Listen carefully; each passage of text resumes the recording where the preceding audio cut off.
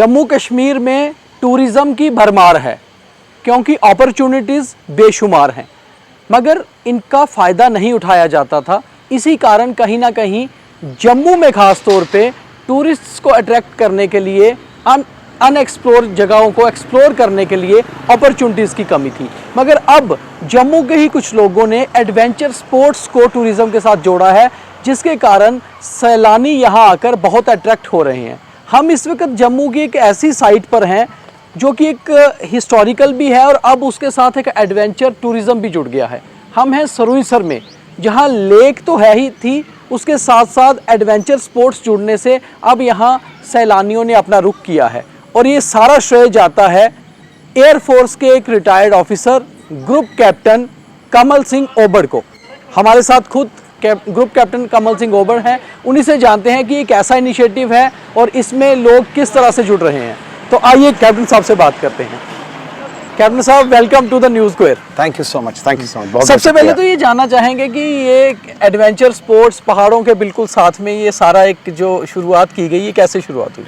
ये एक्चुअली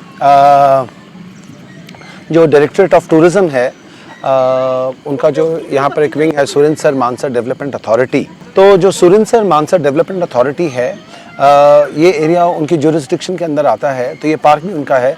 तो आज से तकरीबन 2-2.5 साल पहले उन्होंने एक डिसीजन लिया था कि इस पार्क को एक फ़न पार्क के साथ साथ एडवेंचर पार्क को डेवलप किया जाए यहाँ पे। और उसका टेंडर हुआ, फॉर्चुनेटली वी गॉट थ्रू उसके अंदर। एंड जब ये टेंडर हमारे को फाइनली मिला तो मेरे दिमाग में एक विजन थी कि अगर यहाँ पर काम करने की अपॉर्चुनिटी रही तो मैंने ये रियलाइज़ किया था फौज छोड़ने से पहले कि जम्मू के अंदर पोटेंशियल बहुत है, लेकिन कई जगहों पर टैप नहीं हुआ है जी। तो मैं क्योंकि एडवेंचर बैकग्राउंड से था, Tenzing Norgay national adventure awardee हूँ, एडवेंचर के साथ बहुत एक नज़दीकी रिश्ता रहा है मेरा। एंड अपने 27 साल के करियर में मैंने माता रानी की ब्लेसिंग से बहुत एडवेंचर किया है। तो इस पार्क को बनाते समय मेरे दिमाग में 2 चीज़ें थी कि फ़न के साथ साथ एडवेंचर का एक एलिमेंट है, वो ज़रूर रखा जाए। तो जो छोटे बच्चे हैं उनके लिए फ़न पार्क तो डेवलप किया ही किया है, लेकिन जो टीनेजर्स एंड अबव, टीनेजर से लेके कॉलेज स्टूडेंट्स या उनसे भी बड़े जो लोग हैं, 50-50 लोग के उम्र के लोग भी यहाँ आते हैं। इनफैक्ट जो हमारी जिप लाइन है वो अभी तक एल्डेस्ट पर्सन जो रहे हैं वो 85 ईयर्स के थे। और जो हमारा एक बड़ा फेवरेट राइड है जाइंट स्विंग, उसको करने वाली एक लेडी थी 72 ईयर्स की मैक्सिमम। ठीक है ना। तो हमें बड़ी खुशी है कि लोग आते हैं, करते हैं। तो इस तरीके से मेरा एक एलिमेंट था कि एडवेंचर को ज़रूर इसके अंदर मैंने रखना है। तो फन के साथ साथ इसमें एडवेंचर क्या फौज छोड़ने का, एयरफोर्स छोड़ने का कारण भी यही था कि एडवेंचर स्पोर्ट्स को डेवलप करना है अपने जम्मू रीजन। हाँ, देखो तकरीबन 27 साल नौकरी कर ली थी और अभी 10 साल नौकरी बची थी।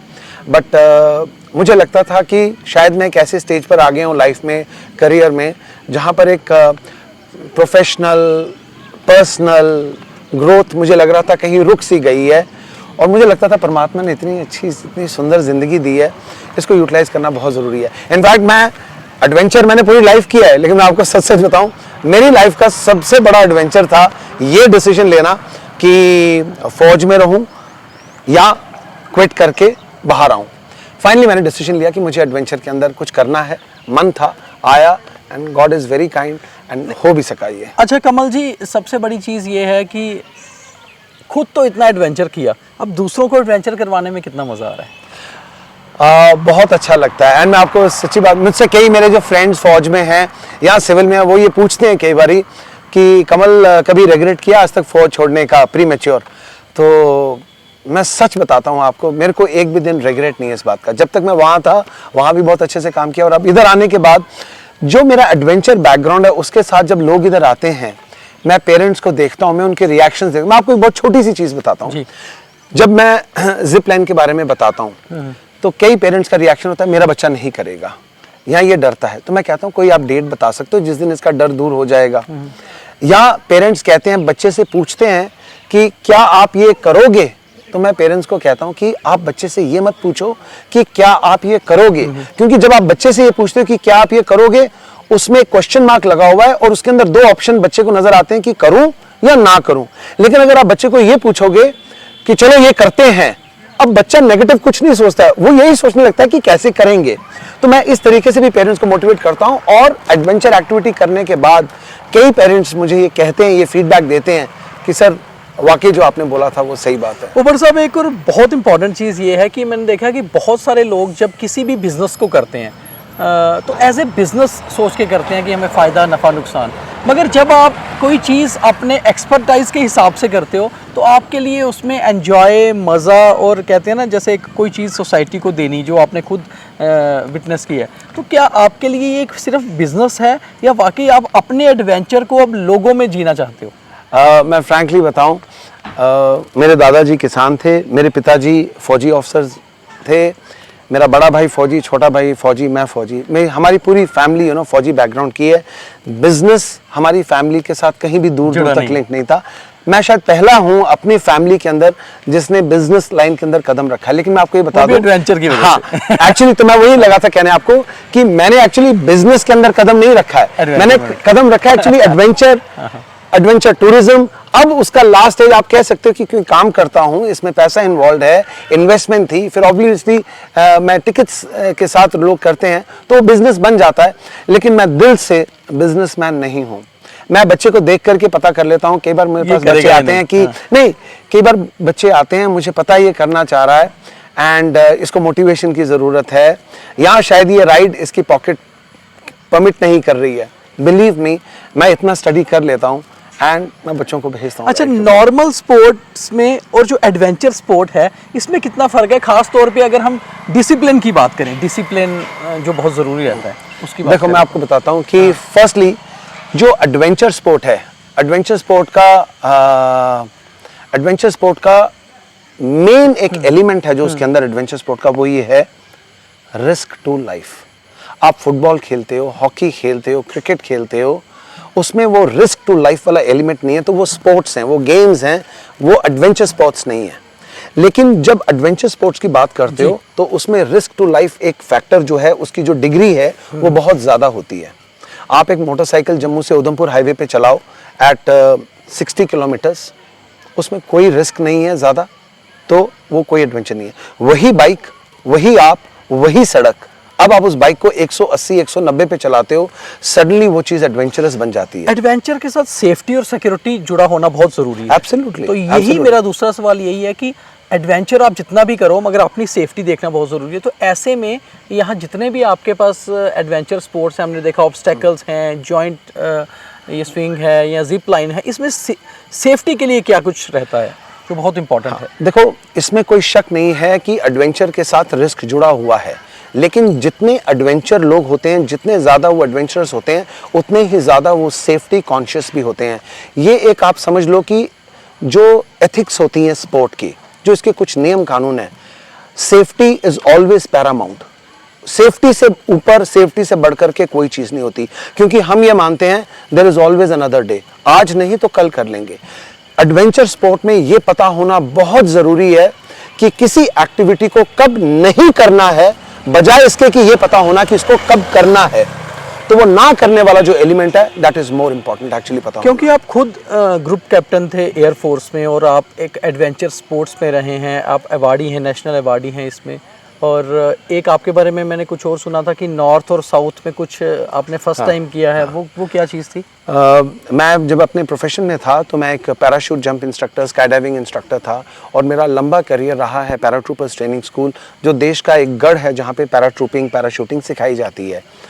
तो इस मेरे प्रोफेशनल बैकग्राउंड के साथ साथ मेरा जो एक कीन इंटरेस्ट था एडवेंचर स्पोर्ट्स में, तो कहीं पर किसी दिन, मैं बहुत यंग था उस समय, सर्विस में शायद 5 साल या 4 साल मेरी नौकरी हुई थी शायद उस समय, हाँ जस्ट 2-2.5 साल नौकरी थी, जब मेरे को एक पहली बार एक ऐसा मुझे लगा कि मुझे एंटार्क्टिका में जाकर के साउथ पोल के ऊपर स्काई डाइव करना चाहिए। अच्छा। उस एक जंप को करने के लिए, जो कि शायद 3 या 4 मिनट का ड्यूरेशन का जंप रहा होगा, शायद 3 साल की तैयारी लगी थी। और उस ज़माने में 1999 में जब मैं एक्सपीडिशन गया था, 1 जनवरी 2000 को हमारा जंप हुआ था जी। बहुत एक्सपेंसिव भी थी ये, बहुत इसके लिए स्पॉन्सरशिप गेन करना भी बहुत एक डिफ़िकल्ट टास्क था। तो मैं पहला इंडियन था जिसने जाकर के एंटार्क्टिका में साउथ पोल के पास स्काई डाइव जंप किया था। जब साउथ पोल में जंप कर दिया तो फिर उसके बाद एक ये था कि एक नॉर्थ पोल है और एक साउथ पोल है, तो नॉर्थ पोल पर भी जाना चाहिए। फिर उसकी तैयारी की और फिर 2 साल बाद 2002 में मैं नॉर्थ पोल के ऊपर भी जाकर के जो एक्चुअल पृथ्वी का जो टॉप सेंटर पोर्शन है, जियोग्राफिकल नॉर्थ पोल, वहां जाकर के एक और स्काई डाइव जंप किया और मैं पहला इंडियन हूं जिसने दोनों पोल्स पर, एक्सट्रीम तो पोल्स आपने पर नॉर्थ पोल और साउथ पोल को दोनों को एंजॉय किया एडवेंचर में। हाँ, जो सिर्फ किताबों में पढ़ते थे उसको जाके खुद एक्सपीरियंस किया है कि कैसे सूरज वहां पे 6 महीने रहता है, सारा दिन सूरज रहता है, तो it is an amazing experience. अब वापस तभी एडवेंचर्स पे आते हैं कि हमने देखा कि आप यहाँ पर जो लोग आते हैं एंजॉय करने, उनको सबको इंस्ट्रक्शंस दे रहे हैं, तो ये एक बेसिकली आर्मी ऑफिसर का डिसिप्लिन वाला इंस्ट्रक्शंस हैं या एडवेंचर स्पोर्ट्स में ये ज़रूरी है इंस्ट्रक्शंस देना पहले और वो करना? नहीं, इट इज़ इम्पॉर्टेंट। कुछ चीज़ें होती हैं जो मुझे पता है कि बैक एंड पे मेरा स्टाफ है वो उनका ध्यान रख रहा है, क्योंकि एक नॉर्मल सिविलियन, एक कोई भी नॉर्मल स्टूडेंट आता है जो पहली बार पार्क में आता है, जिसने पहली बार ऐसी चीज़ देखी है, उसने कभी इसका वीडियो तक नहीं देखा है। अब जब ऐसे क्लाइंट को, जब ऐसे विजिटर को, ऐसे गेस्ट को हमारे को एडवेंचर एक्टिविटी, मुझे पता होता है कि क्या चीज़ मैंने इनको बतानी है और क्या चीज़ है जो मेरे स्टाफ को पता है, ठीक है ना। तो कुछ चीज़ें होती हैं, जैसे जाइंट स्विंग हमारा एक राइड है, हमारा एक्सपेंसिव राइड है लेकिन हमारा सबसे पॉपुलर राइड है, सबसे थ्रिलिंग राइड है। उस राइड, वो राइड कुछ सेकंड्स का है एक्चुअली, और उन सेकंड्स में भी अगर क्लाइंट ने, गेस्ट ने आंखें बंद कर ली एंड मौके पे, तो पूरा पैसा बर्बाद है। तो मैं उनको बहुत स्पेसिफिकली बताता हूं कि प्लीज आंखें खोल के रखना। और थ्रिलिंग कुछ सेकंड्स की होती है। देखो, जो थ्रिल है ना, हाँ, वो कुछ पल के लिए ही होता है, जो पर फॉर लाइफ याद है। हाँ जी। वो एक, मैं आपको बताऊं, एक मैं बहुत पहले एक इंग्लिश मूवी देख रहा था, उसमें एक दादा अपने पोते से बात कर रहा होता है। अच्छा। और जो दादा था वो फास्ट कार, वो रेसिंग कार जो है वो चलाते थे अपने जमाने में। तो अपने पोते को बात करते करते कहता है, बेटा there are so many people in this world जो सारी जिंदगी जीते हैं लेकिन एक्चुअली 5 सेकंड भी उसमें जीते नहीं है, और कुछ ऐसे लोग हैं जो 5 सेकंड में पूरी जिंदगी जी लेते हैं। So adventure is that. Adventure is that. अच्छा, अब एक और चीज़ है इसमें अपना कमल जी की, जो लोग यहाँ पर आते हैं, मतलब कुछ तो जो टूरिस्ट आते हैं वो तो वंस इन द लाइफ यहाँ एंजॉय, लोकल्स का कैसा अट्रैक्शन है? क्योंकि जम्मू यहाँ से ज़्यादा दूर नहीं है, 30-35 किलोमीटर है, और जम्मू के आसपास मुझे लगता है ये पहला एडवेंचर स्पोर्ट्स आपने डेवलप किया है कोई, है ना, साइट। तो लोकलाइट्स का कैसा, लोग कितना हमारे पास, कितना एंजॉय फ्रैंकली मैं आपको बताऊं, अभी हमारे पास जो मैक्सिमम क्लाइंट है वो इस वक्त जम्मू से ही है। Okay. क्योंकि अभी रिसेंटली पार्क कमीशन हुआ है, तो जो टूरिज्म वाला सर्किट है वो अभी तक टच नहीं हुआ है उस स्केल के ऊपर, जिस स्केल के ऊपर शायद मानसर में है। ऑफ कोर्स वैष्णो देवी के बाद लोग यात्रा के बाद शिव खोड़ी जाते हैं, पत्नी टॉप जाते हैं, सनासर जाते हैं। तो सुरिनसर धीरे धीरे हम देख रहे हैं कि जो टैक्सीज हैं वो धीरे धीरे बढ़ना शुरू हो रही हैं, बाहर का टूरिस्ट भी आ रहा है। लेकिन जो जम्मू का लोकल है, इनफैक्ट हमारे पास फ़ोन आते हैं अखनूर तक से कि सर हमने आना है, टाइमिंग बताओ, एग्जैक्ट लोकेशन बताओ। बड़ा अच्छा लगता है सुन के, जब दो इतनी दूर दूर से, तो जितना ही जम्मू का रीजन है, कठुआ से, उधमपुर से, तो जम्मू के चारों तरफ से लोग आ रहे हैं। मैक्सिमम इस वक्त हमारे पास लोकलाइट्स ही, क्योंकि first of its kind in Jammu है, मतलब जम्मू में पहला ऐसा डेवलप हुआ है। तो अभी तक जो लोग, मतलब जैसे यहाँ पर जो लोग आते हैं अभी तो उनको मतलब यही है कि फर्स्ट एक्सपीरियंस है, मगर अगर हम प्राइस के हिसाब से देखें तो जो आपने प्राइस रखे हैं वो किस तरह के प्राइस हैं, कितने अफोर्डेबल हैं लोगों के लिए आम? क्योंकि कंपटीशन में तो अभी कोई नहीं है। हाँ देखो, कंपटीशन में कोई नहीं है, लेकिन ऐसा है कि एक जो बेयर मिनिमम प्राइसिंग मुझे रखनी है, जो लोग मेरे फ्रेंड्स कुछ इस इंडस्ट्रीज़ के हैं वो यहाँ पर आए हुए हैं, उन्होंने जगह को देखा हुआ है, उनसे सजेशंस ली हुई हैं और उनके इनपुट्स के बेसिस के ऊपर ही प्राइसिंग की हुई है। प्राइसिंग का जहाँ तक सवाल है, कोई भी दो इंडिविजुअल्स एक ही ओपिनियन एक सब्जेक्ट के बारे में रखें वो बहुत मुश्किल है। तो मेरे पास कई गेस्ट्स ऐसे आते हैं जो कहते हैं सर बहुत ही अमेजिंग था एंड ऑसम, हम दोबारा आएंगे, अपने फ्रेंड्स को भी लेके आएंगे। लेकिन मैं ये भी कहूँगा, कुछ गेस्ट्स ये भी कहते हैं कि सर बहुत एक्सपेंसिव है। तो ये एक्सपेंसिव थिंग एक बहुत रिलेटिव चीज़ है, लेकिन मैं कई गेस्ट को कहता हूँ कि ज़िंदगी का एक ये बेसिक प्रिंसिपल है that all good things in life are expensive. आपको उसकी एडवेंचर, absolutely उसकी कीमत आपको देनी पड़ती है। तो आइए कमल जी थोड़ा उधर चलते हैं, ऑब्स्टैकल्स के बारे में समझते हैं और बातचीत करते हैं। Absolutely, आइए। तो ओबर साहब, ये क्या है बेसिकली ऑब्स्टैकल्स जो हैं, कितने ऑब्स्टैकल और क्या क्या इसमें खास रहता है? ये हमारा एक बड़ा फेवरेट राइड है जिसमें कि 25 अलग अलग किस्म के ऑब्स्टिकल्स हैं। यहाँ पे ऑब्स्टिकल जैसे आप देखते हो कि जो कमांडोज ट्रेनिंग करते हैं, फौजी ट्रेनिंग करते हैं, उस किस्म का ये ऑब्स्टिकल कोर्स एक ही जगह पे कंसोलिडेटेड हमने इसको किया है। इसमें टोटल 25 अलग अलग किस्म के ऑब्स्टिकल्स हैं, 12 नीचे हैं, 12 ऊपर हैं और एक इंटरकनेक्टिंग ब्रिज है ऊपर जाने के लिए। तो ये 25 ऑब्स्टिकल्स हैं, इसके बाद एक जिप लाइन है। तो टोटल 26 ऑब्स्टिकल्स का एक ये राइड है हमारा। एंड बेसिकली ये जो बच्चे तकरीबन 10, 11, 12 साल की उम्र से लेकर के फिर इसको 50, 55 उम्र तक के लोग आते हैं। और अच्छा, एक एज लिमिट, अपर एज लिमिट रहती होगी एडवेंचर के लिए, खास तौर पे इस वाले ऑब्स्टेकल्स की, जैसे ये थोड़ा हमें रिस्की भी लग रहे हैं। देखिए वो लग रहे हैं आपको, लेकिन उसके साथ सेफ्टी बेल्ट लगी हुई है। अगर जो ये अभी गेस्ट कर रहे हैं, अगर इनका पैर स्लिप भी होता है, ये उसी जगह पर हैंग करेंगे हार्नेस के साथ, ये नीचे नहीं गिर सकते। ठीक है ना? तो जैसे मैंने बताया, सेफ्टी पैरामाउंट है, हमने उसका ध्यान रखा हुआ है। तो दैट्स इट। अब थोड़ा सा आपकी बैकग्राउंड पे चलते हैं। बेसिकली जो आपकी बैकग्राउंड थी कि जब आप एयरफोर्स में गए तो आपकी मतलब शौक था कि एडवेंचर की तरफ जाना है, या बाई चांस वहाँ जाके एडवेंचर शुरू हुआ? और फिर एयरफोर्स में क्या क्या एडवेंचर किया आपने? मैं खुद इसके बारे में कई बार सोचता हूँ। एक्चुअली मेरे पिताजी जो थे फौज में, वो भी एक पैराट्रूपर थे। अच्छा। फिर मेरे भाई जो मुझसे बड़े हैं, वो फौज में जब आए वो भी पैराट्रूपर बने। तो कहीं मुझे लगता है ये जीन्स में शायद ये बात थी कि कुछ हट करके कुछ अलग कुछ करना है। तो मैं भी जब एयरफोर्स में आया, मेरी स्ट्रीम अलग थी एक्चुअली, मैं एक फाइटर कंट्रोलर था। अच्छा। तो उसके बाद उस पर बहुत ज़्यादा पढ़ाई लिखाई और बहुत ज़्यादा किताबें, और मैं सोच के गया था शायद फौज में ज़्यादा पढ़ना नहीं पड़ेगा फ्रैंकली स्पीकिंग। लेकिन एनीवेज, तो एक अपॉर्चुनिटी फिर वहाँ पर नज़र आई पैरा जंप इंस्ट्रक्टर बनने की। तो कहीं दिल में था ही वो चीज़ करने की कुछ अलग से। तो मैंने फिर उसके लिए क्योंकि पैरा जंप इंस्ट्रक्टर बनने के लिए आपको फौज में वॉलंटियर होना चाहिए, हाई रिस्क जॉब है वो।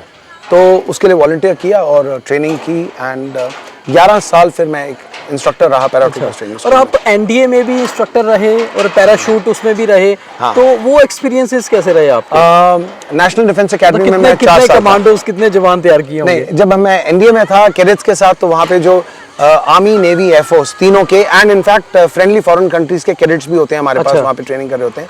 तो वहाँ पर जब मैं था, मेरा जो मेन जॉब था वो था एनडीए कैडेट्स के लिए एडवेंचर एक्टिविटीज़ प्लान कराना, कंडक्ट कराना, कोऑर्डिनेट कराना। एंड मुझे बहुत खुशी है कि वहाँ से भी मैं कैडेट्स को पैरा जंप के लिए भेजता था। एंड अलग अलग उनकी मैंने एक्सपेडिशंस करवाई, उनको माउंटेनियरिंग के लिए भेजना, उनको सी एक्सकर्शंस के ऊपर भेजना।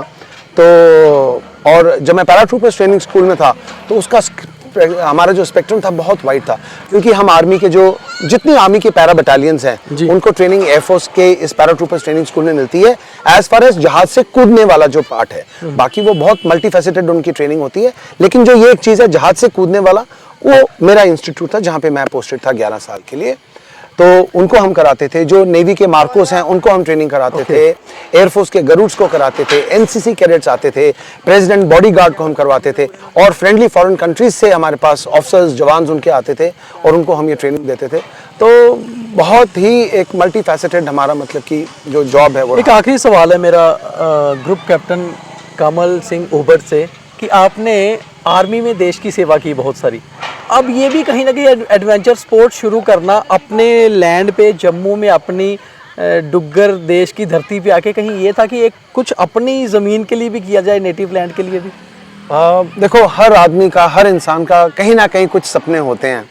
तो एडवेंचर तो ऑफकोर्स मेरे अंदर था। दूसरा, मैं कभी ये सोचा करता था कि भगवान कभी ऐसा हो कि मैं कम से कम अपनी ज़िंदगी में 2 लोगों की रोजी रोटी का आप मेरे को सहारा बना। रोजी रोटी परमात्मा लगाता है, लेकिन हम जरिया बनते हैं। तो आई ऑल्सो वॉन्टेड भी कि एक मैं जरिया बनूं, लेकिन माता रानी का इतना आशीर्वाद रहा है, मैं आपको बता नहीं सकता। आज पार्क में तकरीबन 12-14 स्टाफ हैं हमारे पास, और जो मेरा पैशन, एक्सपर्ट स्टाफ होंगे तकरीबन। इनको बेसिक माउंटेनियरिंग कोर्स क्वालिफाइड है, रॉक क्लाइंबिंग कोर्स क्वालिफाइड बंदे हैं मेरे पास, अल्फा ग्रेडिंग के साथ हैं। तो जिनको जिस एक्टिविटी पे रखना है उनको, और बाकी ऑफ कोर्स यहाँ के कुछ लड़के लड़कियाँ गाँव के लोकल्स हैं मेरे पास। तो दैट्स इट। एक बहुत ही अमेजिंग और सुकून वाला, मतलब कि जो मुझे लगता है कि ये काम है, बहुत मज़ा आ रहा है इसमें। Thank you very much sir, and best wishes. जय हिंद। बहुत बहुत शुक्रिया आपका। जय हिंद।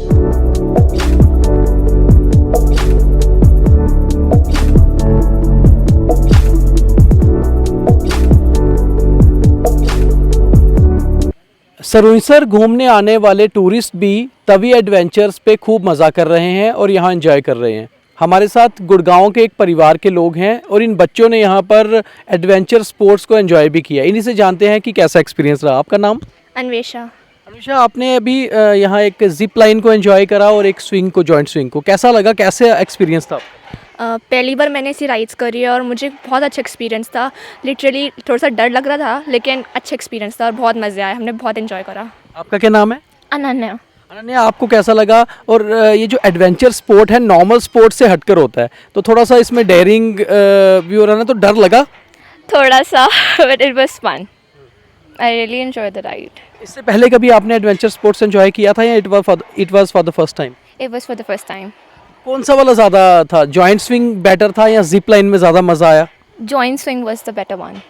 उसमें क्या, जब आप ऊपर से आप स्विंग करके आते हैं तो क्या फील आती है, कितना क्या लग रहा था? डर लग रहा था और बस हंसी आ रही थी। तो आपको लगता है कि जो इसकी टिकट्स हैं वो पैसा वसूल हो जाता है जब आप एंजॉय करते हो? हाँ, मतलब मज़े आते हैं तो फिर ऑलमोस्ट पैसा वसूल है ही। तो जब आप सरुईसर घूमने आए तो आपको ऐसा एक आइडिया था कि लेक के साथ यहाँ एडवेंचर स्पोर्ट भी होगा? नो, कोई आइडिया नहीं था ऐसा। तो यहाँ आकर जब आपने ये देखा तो फर्स्ट टाइम आपको डर लगा पहले कि हम लेंगे तो थोड़ा सा डर लगता है? हाँ, डर लग रहा था लेकिन फिर बाद में अच्छा हुआ तो फिर मज़े आए। सिक्योरिटी का कैसा था, मतलब कितना सिक्योर था? It was very safe. बहुत अच्छे से हमें हार्नेस वगैरह पहना रखे थे and it was very safe. या जीवन चाहे जितना भी लंबा हो, अगर उसमें एडवेंचर नहीं तो कुछ भी नहीं। और बड़ी बात यह है कि अगर टूरिज़्म में एडवेंचर हो तो फिर मज़ा ही क्या। जम्मू कश्मीर आइए, टूरिज़्म का मज़ा लीजिए और साथ साथ एडवेंचर स्पोर्ट्स का भी, मगर सरुईसर ज़रूर आइए क्योंकि यहाँ पर आपको नेचुरल ब्यूटी के साथ साथ एडवेंचर भी मिलेगा। मेरे सहयोगी राकेश के साथ Deepak Khajuria, the news square, Saruisar, Jammu.